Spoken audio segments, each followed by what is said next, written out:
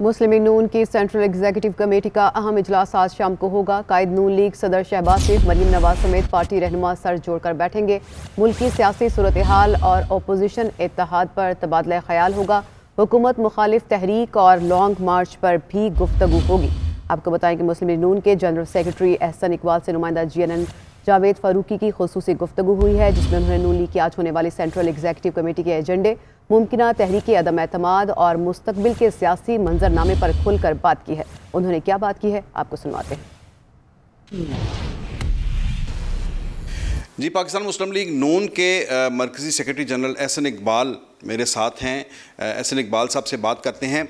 एहसन साहब, ये बताएं कि जो अचानक सियासत में तेज़ी आई है और अपोजिशन की दो बड़ी जमातें इकट्ठी हुई हैं, मज़ीद भी एक्टिविटी हो रही है, क्या वाकई इमरान हुकूमत के ख़िलाफ़ कोई बड़ा महाज बन रहा है? पाकिस्तान की तमाम सियासी जमातों में ये कंसेंसस है कि ये निज़ाम ऐसे नहीं चल सकता। ये हुकूमत मज़ीद अगर रही तो ये पाकिस्तान को इतना ज़्यादा कर्ज़ों में धंसा देगी, पाकिस्तान के लिए इतने मुख्तलिफ महाज़ों पे बहरान पैदा कर देगी कि आइंदा शायद आसान नहीं होगा उनसे निकलने के लिए। इसलिए तमाम अपोजिशन जमातें, उनके जो भी इख्तलाफ हैं, इस एक पॉइंट पर अब मुत्तफ़िक हैं कि इस हुकूमत को जल्द अज जल्द जाना चाहिए।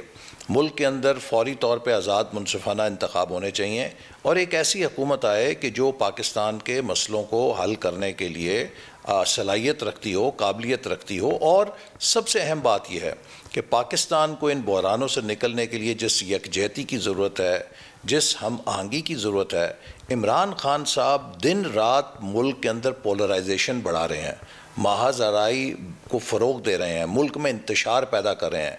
इस इंतशार के साथ तो आपको किसी बैरूनी दुश्मन की ज़रूरत नहीं। ये बताएं कि तहरीक अदम एतमाद ये कब तक मतवक्के है आने वाले दिनों में?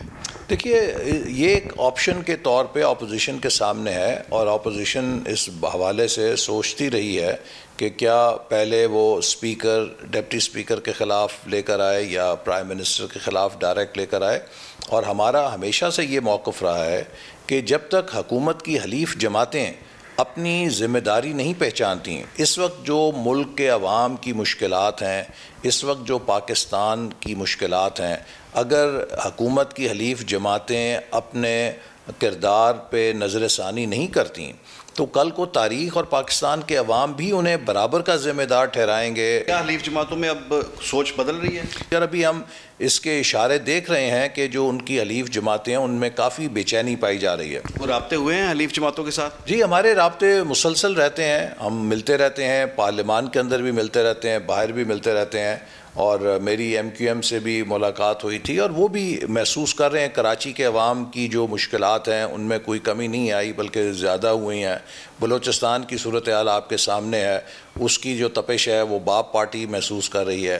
पंजाब के अंदर जो इस वक्त हुकूमत के ख़िलाफ़ नफ़रत है और जो उस्मान बुज़दार हुकूमत की कारगुजारी है उसका दबाव यकीनन काफ लीग भी महसूस कर रही होगी।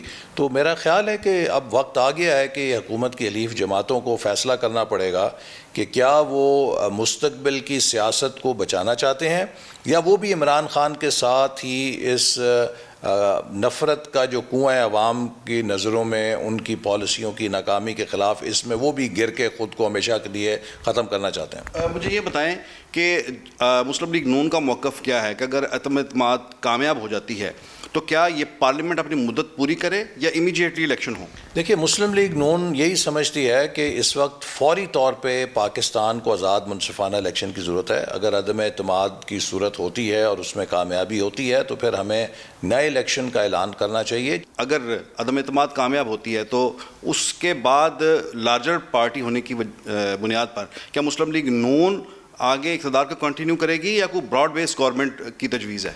देखिए, इसके ऊपर तो सारी अपोजिशन जमातें मिलकर सोचेंगी। कई शक्लें हो सकती हैं।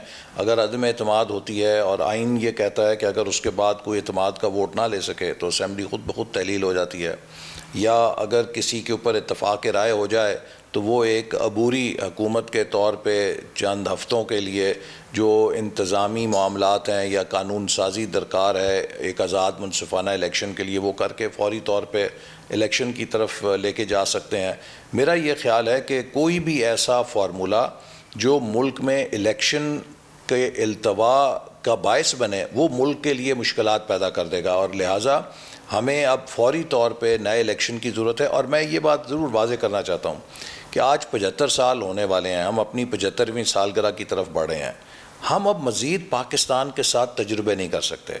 आज आपकी सेंट्रल एग्जीक्यूटिव का इजलास है, इंपॉर्टेंट एजेंडा आइटम क्या है सबसे? जी, आज मुस्लिम लीग नून की सेंट्रल एग्जीक्यूटिव कमेटी का जो इजलास है उसमें हम मुल्क की जो सूरत हाल है इसका गौर करेंगे, जायज़ा लेंगे और पार्टी की अपनी जो सियासी हिकमत अमली है और